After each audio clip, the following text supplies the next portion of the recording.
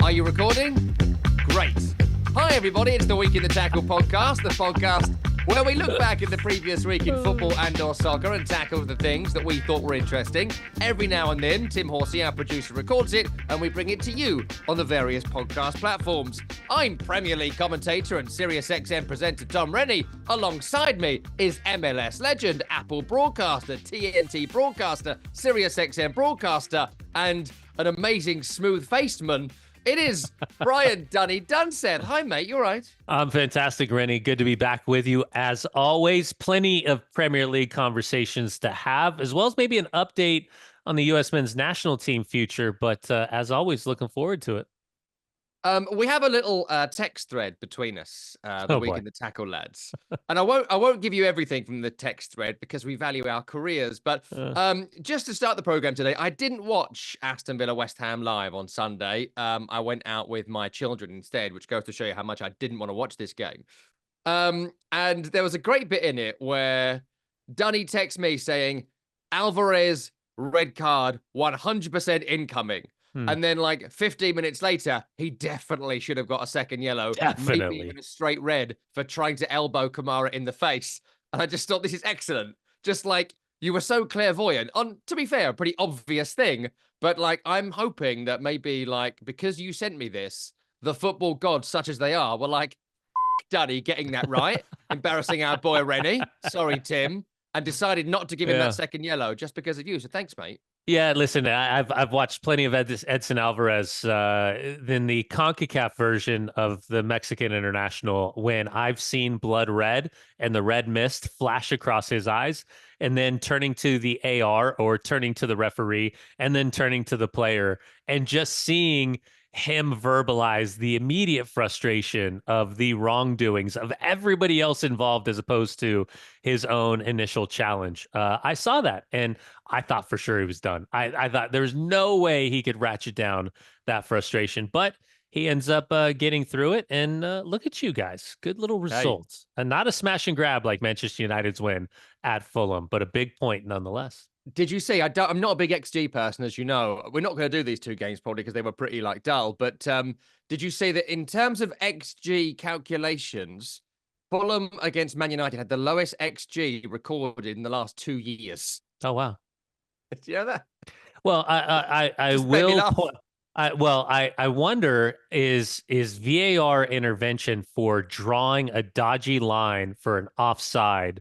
What does the influence on XG then look like? Because Amad Diallo's arm technically isn't where you draw the line. I'm just throwing that out there.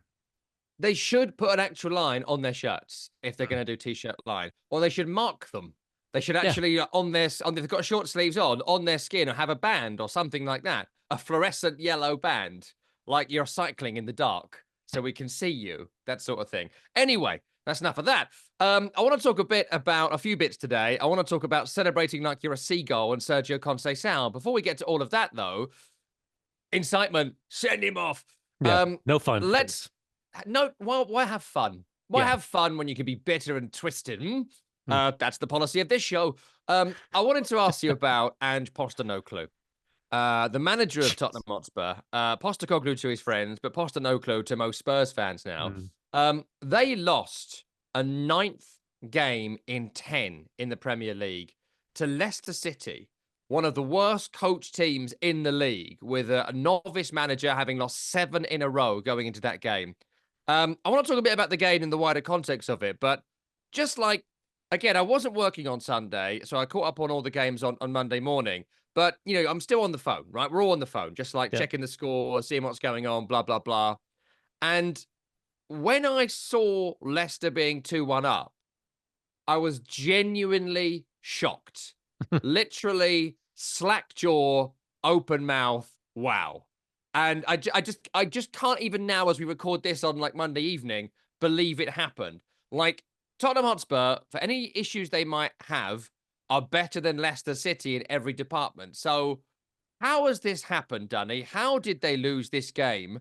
And after 9 defeats in 10, should any manager, regardless of injury issues, be safe in their office on Monday morning. Well, and lost another player, right? Because, the idea was Sarr going 45 minutes and then pushing himself for 10 more minutes and then breaking down in the 54th minute of the second half hurts. That adds then Jed Spence, Vicario, Christian Romero, Udogie, Mickey Van de Ven, Brendan Johnson, Dominic Solanke, allegedly Timo Werner, and Odebert as well. I mean, that is a horrific injury list. Now, that being said, Iraola and Bournemouth have a horrific injury list as well, and they're absolutely flying. So there's a mentality and there's momentum and there's belief and trust and all of these things that come into play. I don't even know where to start anymore with Tottenham, because listen, with all those players, Spence, Vicario, Romero, Udogie, Van de Ven, Johnson, Solanke, Werner, Odegaard, and Sarr as well. It's a pretty damn good group of players. And I would suggest a good enough group of players to, at a bare minimum, push for Europe, like they did last season.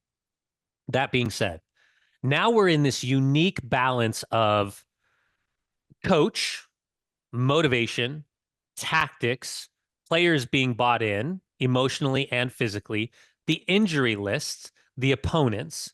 But then we start talking about the post-game pressers and the pre-game pressers and talking about with Postecoglou basically asking for reinforcements and saying that this group deserves reinforcements. And then talking about Enoch, talking about the board, talking about Daniel Levy.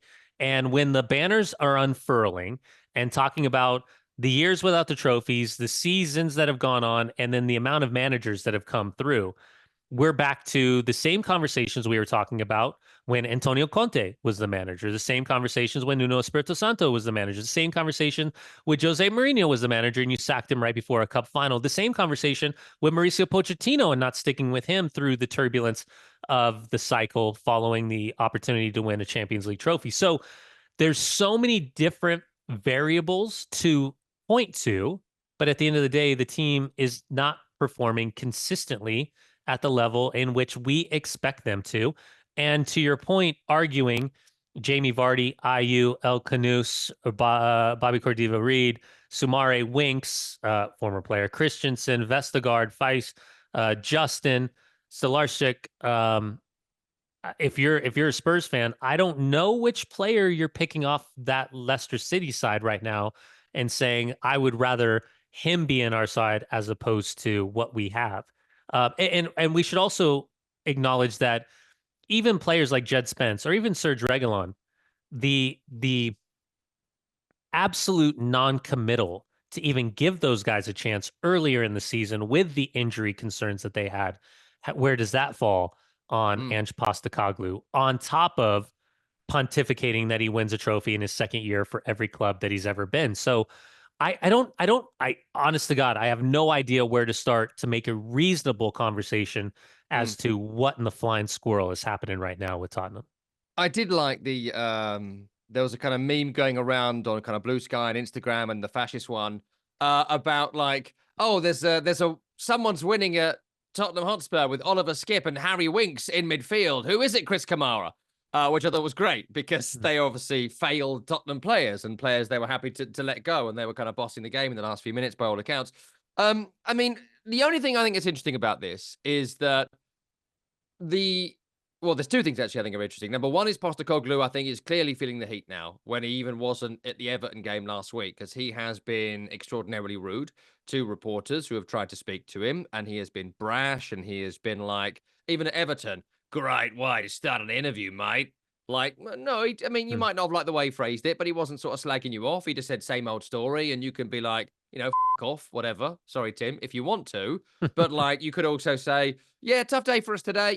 Bit of media training, get through it, no story, we move on. Instead, he wanted to make a thing of it. I've mentioned before my dislike for managers who take advantage of that power imbalance and they kind of like are too bullshit, and maybe the question is rude, and if it is, fine, knock them down. But if it's just a question that a commentator or reporter has asked you, be wary that their job is on the line, and so if you start having a go at them, they can't tell you to do one, because that's not what they are there for. They're not there as them, they're there as their employer. So again, that whole thing annoys me. He takes advantage of that a lot. That pisses me off. But away from that, it was interesting. He was like, I couldn't have asked these players to do more, words to that effect. You can't Yeah. criticize this group, criticize me, criticize the owners, but not the players. And I thought that was quite interesting, Danny. That was a change of tack there from Postecoglou, trying to turn this run of defeats into some sort of positive, because he has been sold down the river a bit. Yeah. He's not had the players to deliver. And a lot of the season won't rely on the Premier League. And to survive in the Premier League, you can't do it with the squad he's had. So you can see why maybe he's trying to turn the attention Yeah. away from him onto, where are my players? Where are my signings? Yeah, and I think that's fair. And obviously any of us, I mean, listen, we're every single one of us in some way, shape, or form are in jeopardy of losing our job, right? And we all are protective. It's naive to suggest in any other way, shape, or form that we are not protective of those that employ us. And Yeah. he's no different. Now he's asked for players, and I think the frustrating part is when you see that crown jewel of a stadium, if not the best in England and one of the best in the world, is right up there with the acquisition cost to wages. The wage bill's is significantly lower than some of the other big spenders, and to recognize how quickly and ruthlessly, let's use Man City for an example, that they are in the midst of being able to capitalize on 3 players immediately, or as soon as humanly possible in the January window. Then you're looking at Spurs and you're saying, okay, so what's the idea for Daniel Levy? Is it being the shrewd businessman?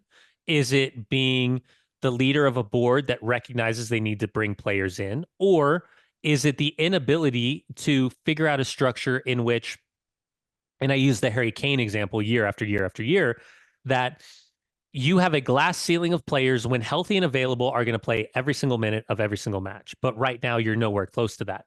So the idea of reinforcements for the squad, is it reinforcements to immediately start? Is it reinforcements to compete for starting jobs? Or is it reinforcements for the short term to understand to this player that you can't promise them the significance of every single match of starting and playing 90 minutes? So they're in their own little conundrum of this. But for Ange Postecoglou, there's again, and we don't know because we're not in the locker room, we're not in the training ground, we don't understand the cult of personality. We hear the whispers about the relationship or the lack thereof between Ange and the staff and the medical, or the reporters that are around the club. The canaries in the coal mine will sing the moment that he's let go, and we'll have a better understanding of what was happening and who liked him and who hated him. But in the meantime, he's got to keep these players in check, and he's got to keep them on board, and he's got to keep them motivated, and he's got to have the buy-in, because it doesn't seem like, as the window has 5 days remaining, ish days, that Tottenham, unless they're doing their business very acutely, as secretively as possible, that there's any help coming. And by the way, Elfsborg in Europa League, away at Brentford in the Premier League, second leg in the EFL Cup at Anfield, up 1-0. Then they're then they're away in the FA Cup at Villa. Then they're home against Manchester United. Then they're away against Ipswich in Premier League. And then they're home against Man City. And that gets them to February 26th. So what could be a horrific run or could be an amazing run, I think we're going to find out basically in 30 days' time what the truth and reality is for this Tottenham team with 4 competitions. And really right now, this is more than a wobble that they're dealing with. The final bit on this for me, and I'll get a final thought from you as well, is whether you think, and we think, that Ange Postecoglou is the defining factor in this slide, and if he is, should he be sacked? And for me, the answer would be no. I wouldn't sack Ange Postecoglou now for a variety of reasons. Number one, I do think, despite my dislike of Ange Postecoglou's manner, I think when you talk about injury issues and what they've had, the Bournemouth example was fantastic, and you're absolutely right to highlight it. But however, I don't think the players they are missing are the marquee names that Tottenham are missing. I think these are real top quality players that Spurs are without. Van de Ven, Romero, now Solanke, Maddison missing again this weekend. You went through the list earlier. But when you lose these players for as long as they have, I don't think it's as significant as losing Enes Unal and Marcus Tavernier. And again, I'm not slagging these guys off, but these are players that are overperforming, not players they've been brought in for big money to perform at And the only level once we a week. expect. And only once a week. Once a week, less games. There's loads in this. So I do think Tottenham's injury issues on that sliding scale are more difficult. I also think the league's over now. It is over. It's not something I'd stress about. It's absolutely kind of nerve jangling to find yourself 15th on 24 points, only 8 clear of Wolves, who are having an all-time nightmare season. You're finding yourself only 8 points clear of Ipswich, who are everyone's sort of favourite to go down. So I get that. It's nerve-wracking. You're only 1 point now in front of Everton, who have been like a shoo-in for relegation battle every year for 5 years. So I get that. But does anyone really think that Spurs aren't going to get 10 points from this point in the 15 games left? 34 points will get you safe in every year in the Premier League for like 20 years. If you take the emotion out of it, I'd be surprised if you said they'd go down. I'm saying they're definitely not going down. So I can see them getting enough points, which is like 3 wins and a draw from this point or something like that, right? Or 4 wins and a draw. So I think that's doable with 15 games left. So you take that out of it. You navigate those horrible fixtures that Danny talked about. And again, you're flirting a bit close to the line. But it does remind me a bit, and I know I can make everything about West Ham winning the Conference League, right? I can make an Easter celebration about West Ham winning the Conference League. I can make this pen I'm holding about West Ham winning the Conference League. I can make the morning sun about West Ham winning the Conference League, right? I can do anything. But this is a bit like that, because when West Ham won the Conference League that year, a couple of years ago, they were struggling all season, and we were doing this show together. And I was saying, look, they've forfeited the opportunity to play their strongest team against AZ Alkmaar in the semi-final because they were sitting in 16th in the table and had, I think, Everton at home to come in between the 2 games. So I was like, look, in the end, you've got to choose Premier League safety. And upon reflection, I think that was wrong. I think that was a wrong thing to say, because would I trade what happened in Prague for another year in the Premier League? Absolutely would not. I wouldn't. And I still think West Ham would have stayed up. But obviously, you're very emotional when you're invested in it. Tottenham now just got to get 4 wins from what's left in the league. And then what's left for them? The Carabao Cup's going to be tricky because it comes around soon. But are they going to beat Elfsborg in midweek? Yeah, I think they probably will. And if not, they're still likely to be in that top 8. That means Europa League don't come back round again until, I think, the 6th of March. That's when it will be. And if you look at what's in there, there's every chance that they can win that competition. They're going to be on par with Man United, with Eintracht Frankfurt, with, I think, Lyon are in that group. I think Lazio are top of it. They might be a Galatasaray or whatever, a Rangers or an Ajax or these sorts of clubs. They might not be favourite to win in all those games, but they won't be down and out, no chance of getting through against anybody. So it all goes in that basket. And would you do whatever you could to win that competition and just navigate the Premier League to get to 35 and finish 16th? 100%. And if he does that, no one, Dunny, is going to give a flying squirrel, to borrow a phrase, about what happened against Leicester this weekend if they win that competition. If they don't, of course, then they will. But that's where that's where the eggs have got to go.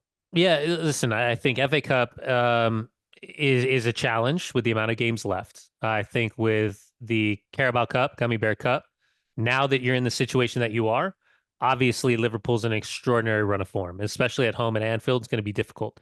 But there will be a belief that carrying that 1-0 lead into that second leg, that they've done it once. Tactically, they'll know how to approach it. I would assume the high lines dropped a little bit deeper and they figure out to manage that game. But yeah, to your point, European competition, you win that trophy, no one cares what happened in the Premier. And quite frankly, everybody is apologetic for questioning how you navigated that because of the injuries that you dealt with and the subsequent fact that you lifted a trophy, something that guys like Jose Mourinho and Antonio Conte and to an extent Mauricio Pochettino, even though as close as he came to a Champions League trophy, couldn't do. So yeah, I'd be intrigued to see if we could fast forward to the end of May, early June, to see what this looks like now, having the insight of now watching what this group is dealing with currently.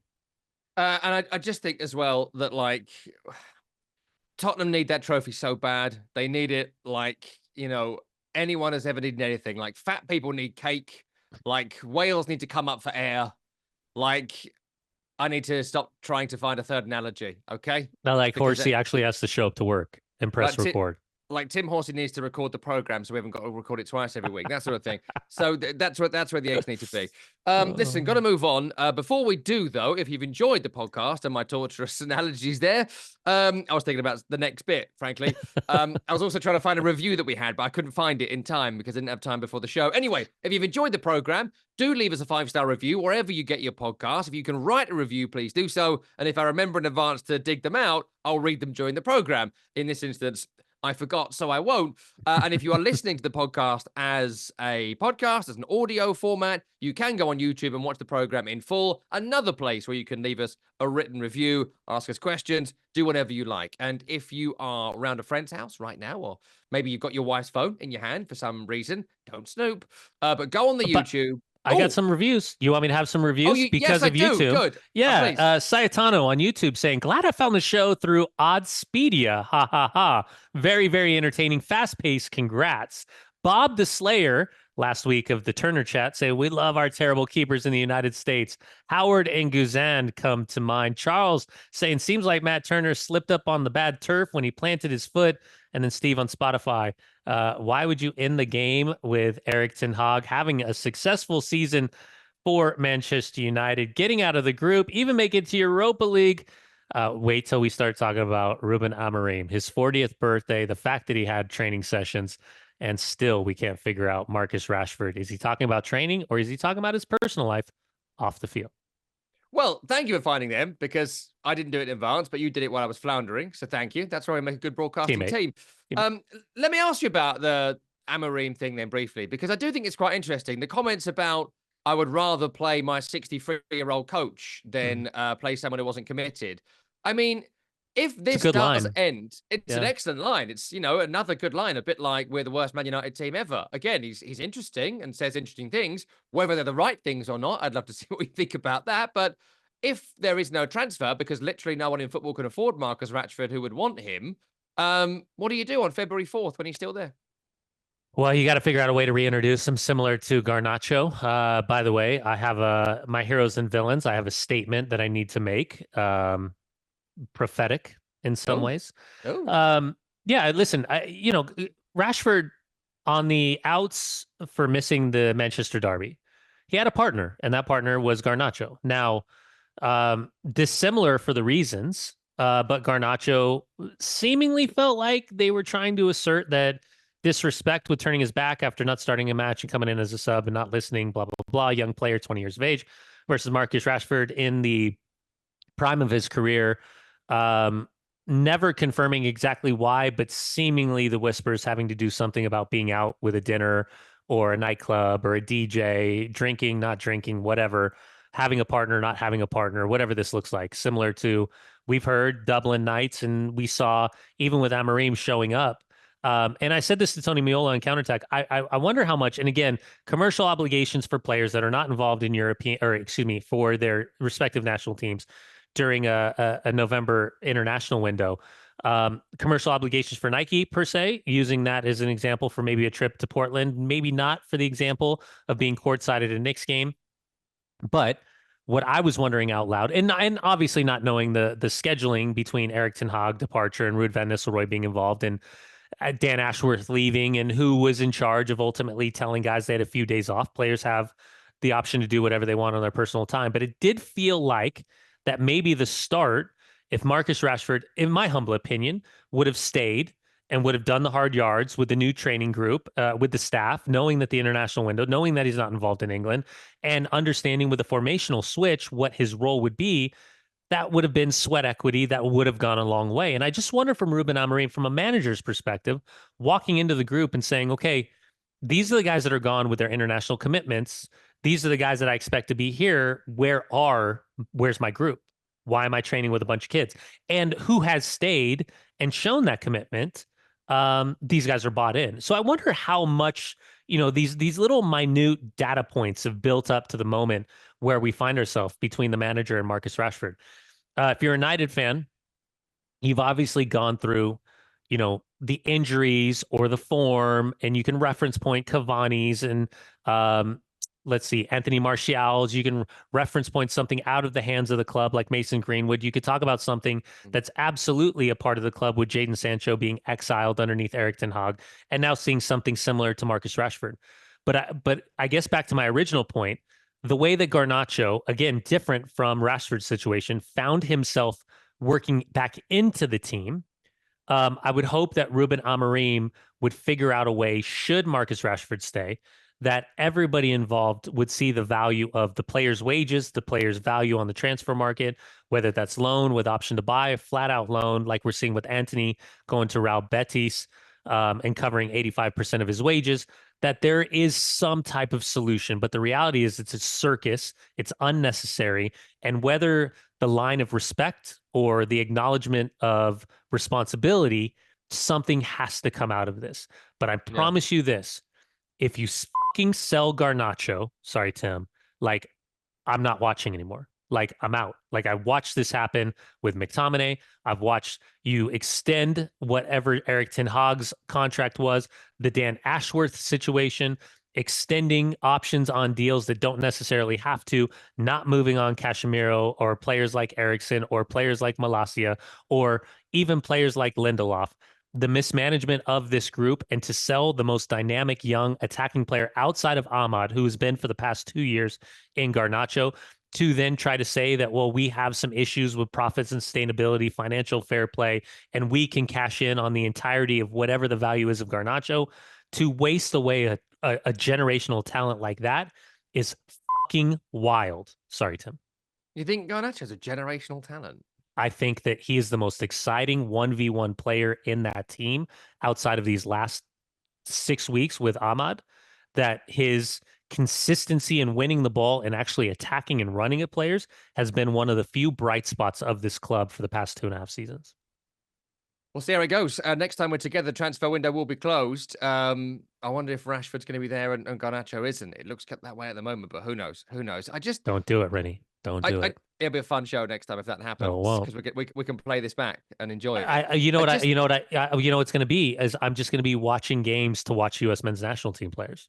Yes, that's it. That's what you need to be doing now. Maybe I'll enjoy my weekends. That'll Tyler's be fun. playing well. Tyler's very good. Told you. Oh my God. Did I tell you? So good. I told you. Him and Ryan Christie looks better, but he looks good too. Oh, come on. Wait, by the way, the way that Tyler's just kind of bouncing, have you noticed his anticipatory like spacing? Just watch him. He bounces like to get into spot. What big Tyler Adams This guy. Podcast is not for anticipatory bouncing. What the are you talking about? Just watch. Just watch. Anticipatory bouncing. Amazing. What an amazing set of words you just put together. Thank you. Cal State Fullerton. 3 semesters. I do want to ask you about the Lewis-Skelly thing. In fact, let's do it now because I don't know if we'll get to the Sanchez thing. Another thing from our text chain this weekend was just how shocked we all were, or three of us, about the sending off. I don't know where you were watching it, but I was watching it in the green room before sort of going live for my game maybe 2 hours later. And so I'm with maybe 5 or 6. There's journalists, there's the video editor, there's an audio editor. There was an intern in there, and we're all watching the game. The intern was an Arsenal fan. He was a tremendous fun person to be alongside for this game, I've got to say. But everyone was just like, what? Like, what's happened here? Lewis-Skelly does the Fernandinho Rodri foul. Wolves are on the counter, and he trips him. They're maybe 10 yards outside of the penalty area that Arsenal were attacking. Wolves are nowhere near even the halfway line. On first viewing, we thought it was a dogzo, did not have a clear goal-scoring opportunity. Or instead of that, it was given a serious foul play. Now, there's absolutely an argument to be had about, is this really serious foul play? I really don't think it is. And I'm quite surprised that it was given as such. But look, a referee could convince me it was. I'm sure they could, or at least give me some sort of justification to make me think, yeah, fine. But what I don't get is, there's a VAR there, and there are VARs there. This weekend, like Edson Alvarez elbows someone in the face, gets away with it. Luca Digne elbowed someone in the belly, totally got away with it. Not serious foul play. You see him cock back and pop him, yeah. Yeah. Oh, no, but he didn't really connect with him very much. Okay, sorry. Well, I'll step a bit forward into it next time to make sure I get a proper elbow. Like a couple of weeks ago, Pervis Estupiñán did a horrible tackle for Brighton against, I think it might have been Edson Alvarez. And it was like studs midway onto his shin. That wasn't deemed a serious foul play. This trip from Lewis-Skelly is. Like, I am not a conspiracy theorist. I don't go along with the Premier League don't want Arsenal to win the league. There's a conspiracy against us. There is no scenario the Premier League wouldn't love to see Arsenal as Premier League champions, right? Yeah. It'd be amazing. They're incredibly sellable. Everyone loves them. It's been 20 plus years since they won the league. All of that. People would love at the Premier League, not to say they're trying to make it happen or whatever, but it'd be a great thing. So it holds no water that would happen, nor that Michael Oliver would do it so Myles Lewis-Skelly isn't playing the second semi-final of the Carabao Cup. If he was going to do it, he'd do it against Declan Rice, wouldn't he? Use your head. So, like, if we ignore the conspiracy of it, because, you know, it's the world we live in now, there's an entire fascist website dedicated to this sort of crap. So, like, if you step away from that, what's happened? Why was this given? Why was it not revoked or whatever? Tell me what your thoughts are on this. Yeah, listen, I've seen everything pontificated on the different websites, right, about why it was.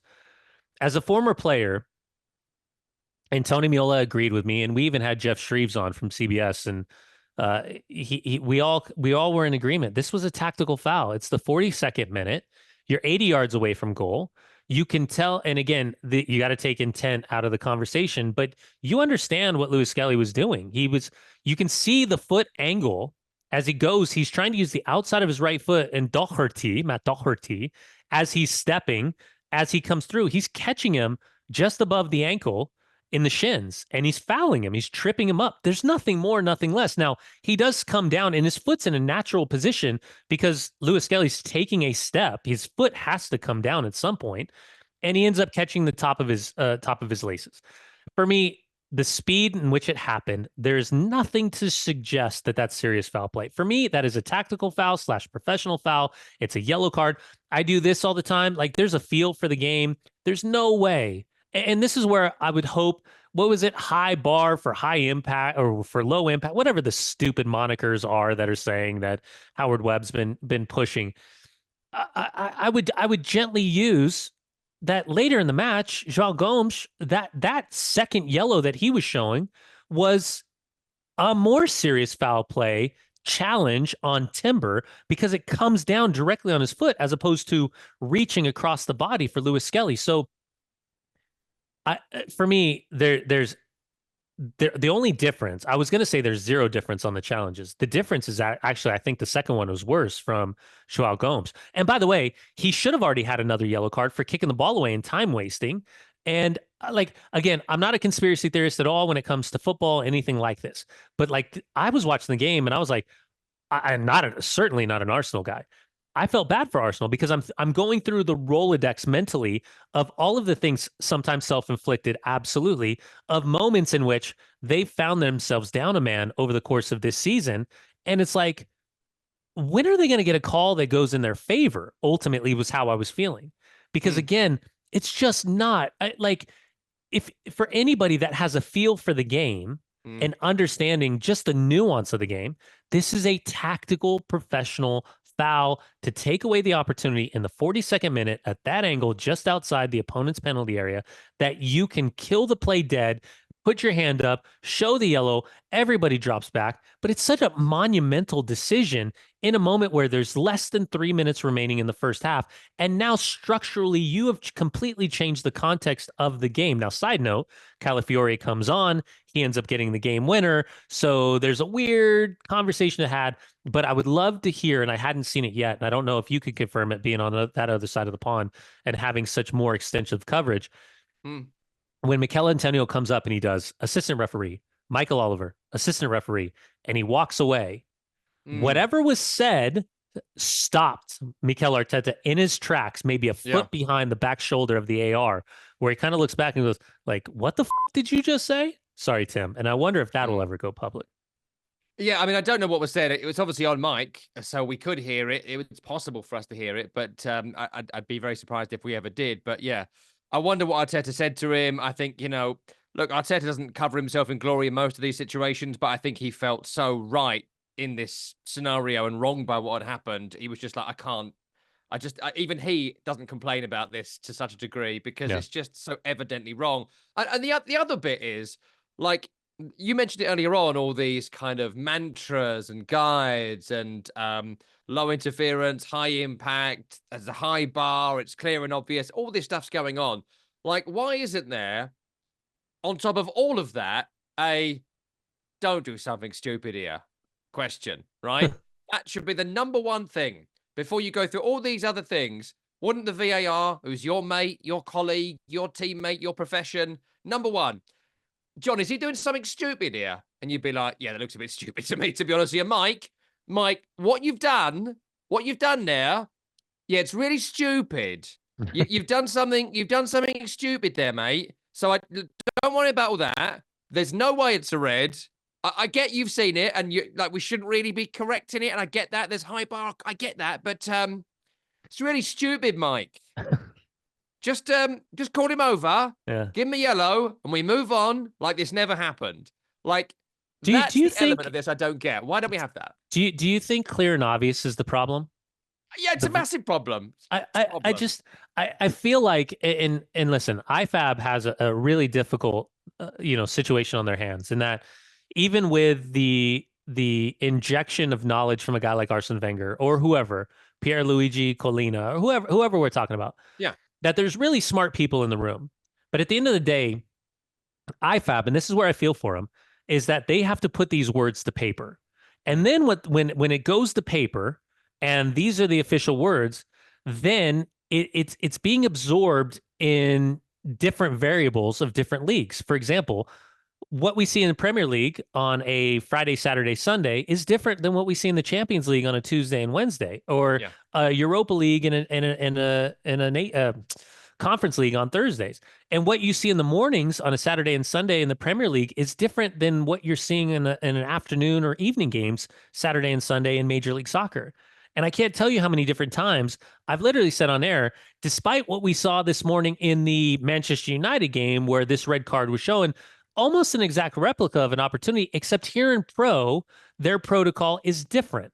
And so I wonder if in the near future we're taking away this idea of clear and obvious, because what the is clear and obvious? Sorry, Tim. Well, do you know, on the clear and obvious, I know a couple of people who actually wrote this for IFAB. So a couple of journalists and really high profile people. I'm not sure if I'm allowed to say it or not, so I just won't on here. But one of the guys I did some shows with some people that have, written these things for IFAB, and the amount of times they'd said to me that they'd said, do we need this? Like, can I rewrite this? Can I reword this? Can we sort of, almost like you're in a conference and you're like, let's try and get the exact right wording here, the right, verbiage or whatever, as you might put it. And they were like, no, it must say clear and obvious. That 100% has to be there. That's non-negotiable. That comes from IFAB. And so when people have tried to soften it in the way that you've just described, which makes sense to me, I might put it as the don't do anything stupidometer. They didn't want that. They wanted a clear and obvious line in there.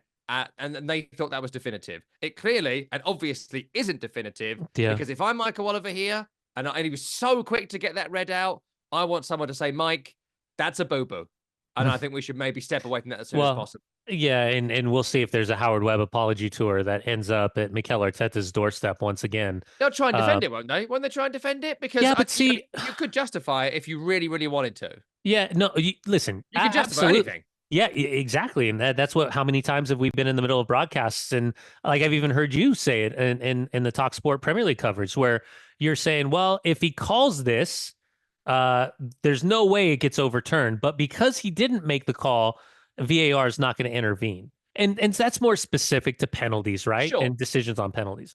But yeah, I don't know, man. It's just a weird. The clear and obvious for me is the same conversation when we're talking about trying to translate words from different languages.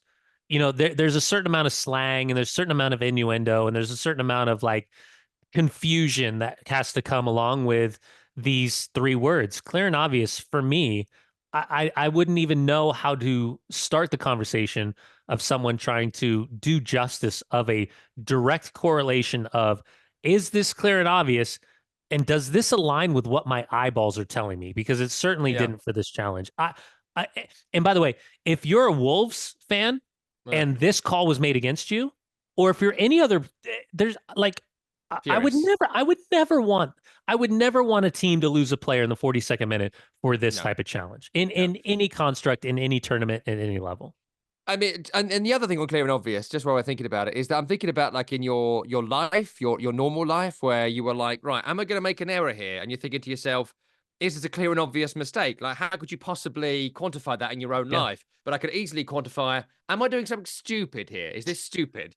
Like that's understandable, it's Yeah. relatable, and you might stop yourself doing something stupid. But knowing it's a clear and obvious error, it's just it's ephemeral, it's Mm. ridiculous. I wonder if he One would point, want it back really quick. Like, do you like? I wonder when they go the back in the ref, locker room because they're human beings, right? Yeah, the sure. referees.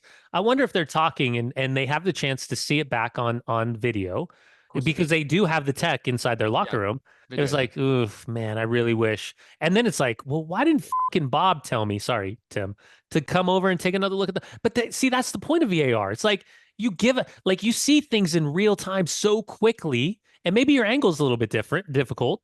But even going over the monitor to be like, Michael, I think we need to take a look. I don't think this meets the bar of serious foul play. And if he goes over and he sees it, speed it up, slow it down, show me this angle, show me that angle, show me the back angle, show me the collision. Like, Yeah. I would have even suggested Joao Gomes sending him to the monitor, be like, I think you need to upgrade this from a simple yellow to a Yeah. red because it absolutely is in the similar conversation of what we saw with Lewis-Skelly. Two final quick bits, then we'll get to our heroes and villains. Firstly, there is no conspiracy against Arsenal, and the reason I know this is that a few weeks ago, Lucas Fabianski punched the air next to the head of Gabriel, and Arsenal got a penalty for it. No one seemed to care. Whereas this weekend, Jordan Pickford punched Van Hecker of Brighton in the head in the 90th minute or 98th minute, and no penalty was given. The exact same thing. That went in Arsenal's favour and didn't go in Brighton's favour. So the conversation is about competence, and the Declan Rice second yellow earlier in the season against Brighton was definitely a second yellow, guys. Not everyone gets punished, but it was, and that's the way it is. And the other bit, just briefly, is that like Michael Oliver is a senior referee and he's made an error here in our view. And if you are a professional referee and you're in this business, you are open to and should expect criticism and grief and the fans being fuming at you and all of that. And I've always said referees should be paid as much as someone like Erling Haaland gets paid to make it A, attractive and B, worth some of the grief that they get. And I would love to see referees get paid £10 million a year to be referees at this sort of level, because I think that's how high pressured and important these jobs are. That being said, the current crop of referees and some of the abuse that's been said to Mike Oliver this weekend, like seriously, people, off. Mm. Okay, sorry, Tim. Like absolutely criticize, absolutely discuss competence, all of that. But there's been personal threats and violent abuse, and some people think it was funny what happened to Anthony Taylor at the airport following the game against Roma. Like, I'm sorry, no, he was there with his wife, and I think it was his daughter at the time. Like, there is a line. I know we don't think there are lines anymore in society for various reasons. There are lines. And criticizing performance and all of that, if you really want to go down some sort of conspiracy rabbit hole, that's fine. That's your business. You leave him, his family, his Yeah. personal life, and his life in general alone. That is not yours to be involved in any way. So just no, just grow Hey, up. All of that. It's pathetic. It and by the infuriates way, me. Sorry, Tim. Of social media companies, it's on you. And for course it is. the usership and the ownership of social media, I'll jump on my soapbox. To be involved in any social media site, whether you're talking about TikTok, you're talking about Instagram, Blue Sky, Twitter X, whatever, link a passport, update a driver's Yeah. license, have a phone number, have a home address, have your email address. All of this should be check marked Yeah. so that some numpty isn't just throwing barbs left and right, that there's Yeah. actually a real human being behind all of these fucking messages. But Sorry, Tim. the same pieces of we're soapboxing now, but the same pieces of sorry, Tim, who are like, oh, we need ID cards. We have this row about ID cards in this country. Everyone's got to have an ID card to prove you're not like a immigrant or whatever, some sort of pathetic right-wing racist row. And so it's like, oh, fine, okay, we'll get ID cards. But then we want to put them into the social media companies to do exactly what you said. Oh, no, we can't do that because it affects your freedom. It's like, well, no, it doesn't. If it's fine for this, it's fine for that. If I can register on the electoral roll with it, then I should also be able to use it for my social media passport. And so you know who I am. It's Accountability. easily done, but guess which one the fascist billionaire who owns the social media site wants? It's the one that makes him money, I guess. drives me insane. But yes, I think you're absolutely right on that. We're very much starting a revolution here in many ways. Right, let's get to heroes and villains. Give us a hero of the weekend, Danny. Naomi Girma, the U.S. international, being sold to Chelsea from San Diego Wave for £1.1 million, breaking the record in the women's game.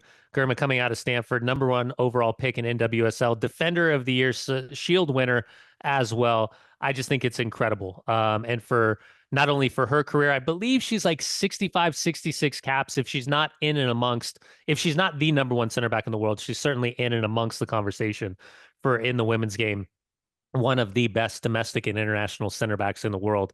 To see this move to generate that type of money is pennies on the dollar in terms of value in the future for Girma at the international level and now at the domestic level at Chelsea. So just shout out U.S. men or U.S. women's national team fam, Naomi Girma, big move over to Chelsea.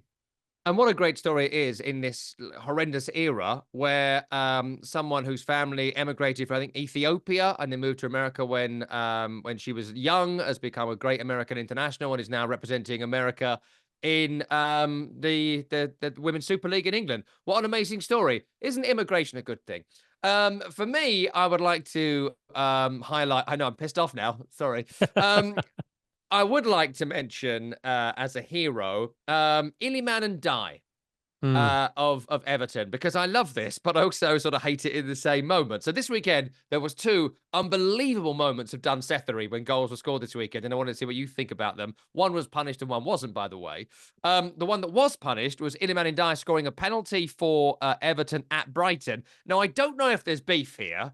I don't know whether he has had an argument with the Seagull in Brighton, which I have. Those are monstrous bastards. I have had genuinely a Seagull in Brighton steal an entire piece of cod off of me, which is like, I they're don't know, flying 2 dogs. feet long. Yeah, they're flying enormous. dogs. They're so threatening and scary. And they're so brazen on Brighton Beach. And I lived there for 4 years. They ain't scared of you. Like you run at a pigeon, and they run away or whatever. The Seagulls in Brighton will take you down. They will take you down. Yeah. If you are confronted by a seagull in Brighton, it's like being confronted by a cocaine bear. You run. You leave the chips and you run. Cocaine That's what bear. you do. It's hideous, right? Scary stuff. I watched it this week. Amazing. High recommend. Stupid. Amazing. I was going to say, you didn't have a lot to do this week, huh? What do you think I was doing on Sunday instead of watching West Ham Villa? Pop that on. It's great. But like, so he does the seagull thing, and then that's apparently incitement of the crowd, which like maybe it is, but also like, again, grow up. Come on, it's funny. And on the same weekend, was it the earlier game or was it? I forget which day happened now. But Jamie Vardy scores for Leicester at Tottenham, and he's at the cockpit, I think, at Tottenham, and he grabs his Premier League badge and he's like, "Me, 1, you, nothing." Second time this year. He's such a bastard. Yeah. No reason for, I can't imagine. I mean, he does it to everyone. He's done it in games that I've been at. There's no beef between Leicester and West Ham or Jamie Vardy and whatever at all.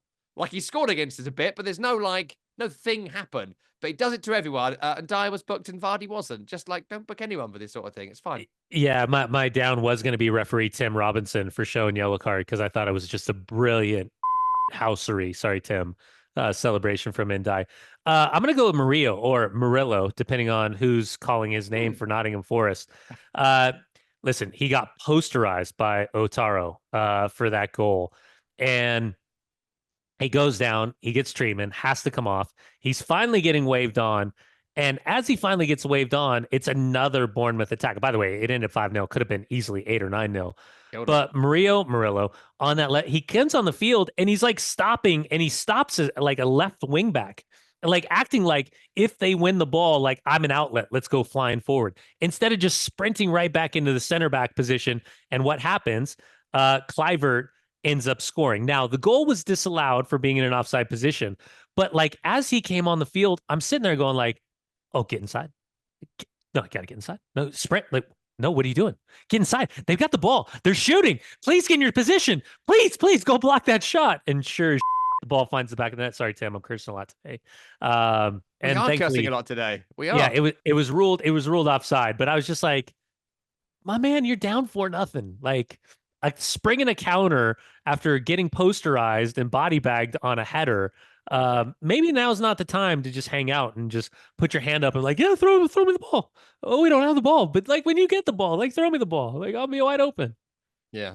Yeah, I mean, I do feel like Forest clearly aren't used to being behind from the way when they were 3-0 down, they did not know what to do, any of them. It wasn't just him, though. I think that's a good example. But you watch all those players, they were just baffled about what to Lost. do here. They were Yeah. totally lost because they've taken the lead in like, I think 17 or 18 of their 23 games this season. So Could you imagine listening to Nuno? I was just saying, like, I would have loved to have been in that locker room. try Like, I score don't, first next time. Try yeah, score well, first. like, I don't know if he wants to like punch, by the way, good impression. I don't know if he wanted to punch like the TV, like Ruben Amorim, or like I could just see him giving the silent treatment. Like, you guys don't deserve my voice. Yes. We've both gone very Ivan Drago for Yeah, very Nuno, but much. I think it hits it. Like sleepy Drago is how you do Nuno. I don't like this. I don't like this at all.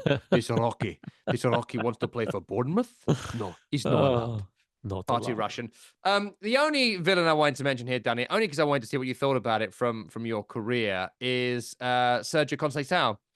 Milan beat Parma this weekend in Serie A. Saw that. I don't watch a great deal of Serie A, but I did watch a bit of this, and mainly because everyone was sending me the video post-match. So they're 2-1 down against Parma. They win it in the 95th minute. It's all dramatic, and like they expect to beat Parma, but it was struggle, and yada, yada, yada, as games are. They win it. Post-match, Davide Calabria is coming off the field, and Sergio Captain. Conceicao starts running at him. He's the Milan captain, as you say. He's running at him like he's just said something about Conceição's bird at a pub in 1975. And he's like, let me at him. And like, he has to be separated by his players, who are sort of his employees. They have to stop Conceição from getting at Calabria on the field. Calabria looks a bit shocked. I don't currently know what was said. I don't know what language it's in. It could be Italian, Portuguese. I don't know. Could have been English as a shared language, maybe. But like, whatever has happened here, I was trying to rack my brains, Danny, about times where a manager has offered out one of his own players coming off the field. And beyond like Sunday league or like my own experiences of like getting into a round with another school when I was like 14, I can't remember this happening. This is Milan. Like, what happened here? Well, yeah, I mean, Pep was having a pop at Kevin De Bruyne, like, what was it, PSG, when saying, pass the ball, and like, shut up, or at least that's what it seemed like. Tony Meola said something about Calabria allegedly being out like a night before, or there was like a concert or something, and maybe that had something to do. Yeah, I don't know, man. It was wild scenes, and I guess if you're going to stamp your authority on something, do it when you've got 3 points in your back pocket and you get the late game winner. But for anyone that's watched Sergio Conceicao, his time at Porto, even the time that allegedly had something to do with his kid and some local mayor at one of the parks and all of this stuff. Yeah. Yeah, remember? Like he's a fiery character. So get in line, get on the bus, and surprising though, had a pop at his captain. What would you have done, Danny, if you're Calabria coming off the field? Well, Would you I have wonder. done a bit of windmilling in? Well, no, I would have. I would have waited. I mean, just me. I probably would have said something, but I would have waited to get in the locker room to sort it out. I would have at least tried to get to the locker room. But I also wonder, in the heat of the match, when you're getting MF'd as a player, you're a human being, you're a competitor, and you're going to have something. And if you're the captain, you always feel like you can say a little bit more, I guess, if it's disrespectful or respectful. So I guess to be continued, TBC, to figure out what's happening over there. I assume the canaries in the coal mine will be singing for sure. I'm not sure I'd be particularly happy if I was Calabria right now. And yeah, I mean, Conceição, even though he's won, the Saudi Charity Shield or whatever, he's still on thin ice at Milan. So we'll see how that goes. Listen, we're out of time for today. Brian Dunseth, thank you very much indeed. Top broadcaster, Brian Dunseth over there. I'm Tom Rennie, mediocre broadcaster. That's Tim Horsey, top level producer. It's the podcast week in the tackle. We'll see you next time.